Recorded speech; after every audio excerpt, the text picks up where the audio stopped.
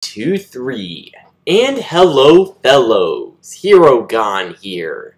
Today is Tuesday, May 30th of 2023. It is now 6:54 p.m. And right now, I'm still going through the old ACT flashcard studying. And I've also been doing a bit of 3D modeling work. In particular, I'm at the texture stage for my 3D model. I wish I could show it to you right now, but at the moment I don't have Blender opened up, and I won't be showing it to you today, unfortunately. Now, with that being said, let's get into the meat of this whole Funlog Friday / Showcase Saturday, the fighting game framework. Credit goes to Sean the Bro for all of his tutorials that have helped in making this possible, and he may well be considered the creator of sorts, with me just following the videos all to get a bit of a copy of sorts of Sean's stuff. Now, first off, this is a blueprint only thing, because today is involving the idle menu videos.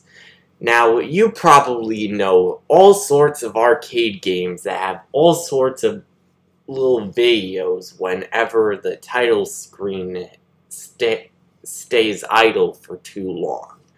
It was a hallmark of arcade games like Mortal Kombat, Street Fighter, and other such rabble of the old days of the arcades, seeing as many people would probably pass by an arcade machine and not exactly take a notice first glance. That is where idle menu videos came in, showing off the gameplay and such. Now, today in the landscape of console games, this can still be done. Fighting games like Smash Ultimate and even Mortal Kombat 11 show off gameplay at times. And, of course, that is where my stuff has come. Now, for Sean's video, it involves using a special little video, our intro movie, file media source. This, of course, is put into our movies folder. I have something called intromovie.mp4, which is helpful, and of course I do put it in the game itself at the moment, because otherwise the file path could end up going screwy sometimes. It's best to keep it in the game itself at the moment for me. Now, of course, we also have a media player right here, and this is our intro movie. It's a pretty simple one that I made using the QuickTime player. I tried my best to make it decent enough of a placeholder. We of course want this to play on open and by default, and we can also set it to looping.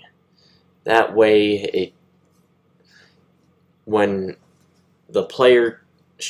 media player should loop when media playback reaches the end. Otherwise, who knows what could happen. Then, of course, there's the media texture itself, using the media player part here. And that is pretty much the basics of the texture part in media player, but we also need a material. And thus, we have our texture sample of idle video of media texture. And here, for our material domain, we want to use user interface instead of the typical surface. Then, going into press any key screen, it's easy enough. We have this new texture called idle video image, which is anchored to the full screen and sized to content. Offset for right and bottom is 0, and our visibility for it by default will be hidden because we only want this to appear at a certain time. Going to the graph itself, it's a bit easy enough. I've removed this old part right here for the moment. I've added a new set timer by event part, where it'll play our intro video, a custom event, open our idle video media player, the source for it, with the media source being intro movie, and our media player being MP idle video. Then we set our visibility for the idle video image, which of course is this here, to be visible.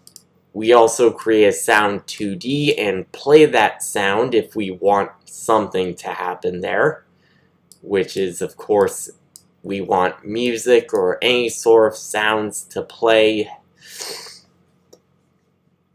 And of course, if you just want to enter the main menu right away, we can also, while the timer's still playing through that loop video, then we can remove from parent as usual. But we also have clearing and invalidating our timer by the handle, which of course is return value being the set timer by event. And if our create sound 2D input was valid, then we stop the audio music and destroy that component. And with that out of the way, that is pretty much it for the basics. Now let's go into the game itself. Now, you will have to wait a little while, at least 5 seconds for my case, or probably 6. At least 5 to 6 seconds, and then there we go. Our whole thing shows up. We can keep playing through, and for the most part it will stay there until it's done, I believe. So bear with me here if this is a little bit long.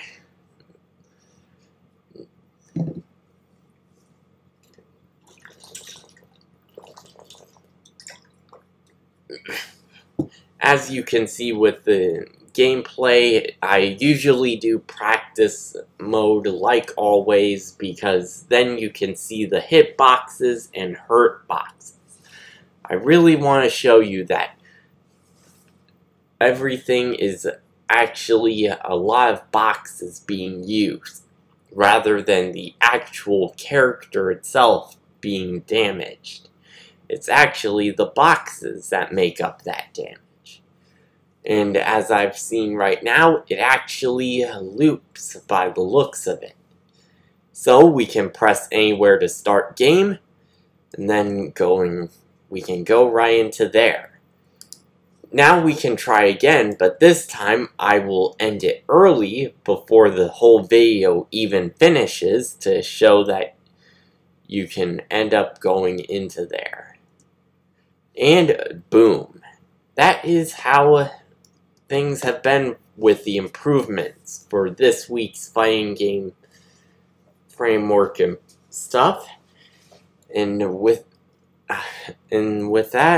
that will be pretty much it for the whole improvements. Credit again goes to Sean the Bro.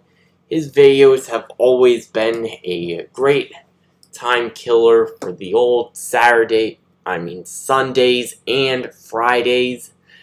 I've been keeping at them ever since 2021, actually.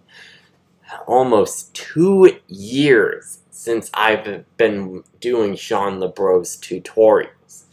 And I've come quite far, I'd like to say.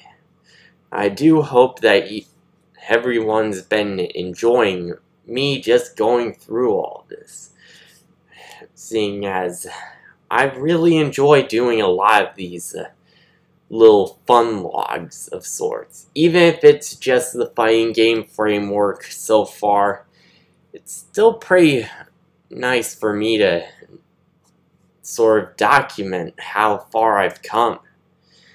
And with all that, I've been Herogon, you've been you. Thank you for tuning in. I look forward to seeing you guys tune in next time. Goodbye, everyone.